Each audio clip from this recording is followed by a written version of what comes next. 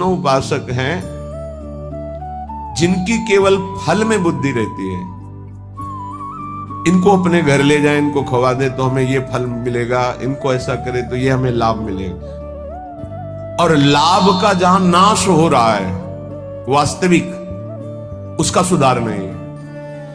अंधा बटे पड़ा चबाए, अपराध खाता जाता है और वो सोचता है मैं साधन संपन्न हो रहा हूं।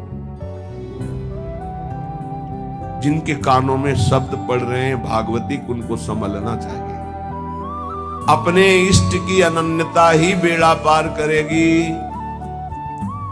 तुम्हारे साधन बल में इतनी ताकत नहीं है कि इस महान भव समुद्र से पार हो जाओ। आचार्य चरण कह रहे हैं, क्वाहम मूढ़मति को नाम परमानंद एक सारम रसम। मैं मूढ़मति, कहां परमानंद का सार राधा नाम। वो अपने को मूढ़मति समझ रहे हैं। आप इतने विद्वान बुद्धिमान हैं, साधन से वस्तु प्राप्त कर लेंगे, तो हम फिर साधन क्यों करें? असाधन मिटाने के लिए। साधन नहीं करोगे तो असाधन बनेगा। लाभ किससे मिलेगा? प्रियालाल की कृपा से, आश्रय से। बात समझना है बड़े महापुरुषों की, बहुत जल्दी लाभ हो जाएगा। ये समझ में नहीं आती सबके। बिगड़ी जन्म अनेक की अब ही सुधरे आज, हो ही राम को, हो गया हमारा काम। भगवत प्राप्ति पक्की होगी, हो ही राम को। अब समय कैसे व्यतीत करें?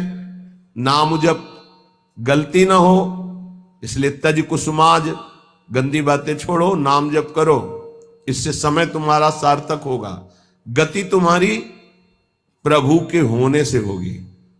मेरी प्रिया जो, मेरे श्यामा जो, मेरी लाडली जो। ये बात समझ में नहीं आती, ये नहीं समझ में आती। दान पुण्य समझ में आएगा, तीर्थ स्नान, परिक्रमा, साधु सेवा, ये समझ में आएगा, क्योंकि इससे मुझे लाभ मिल रहा है। क्या?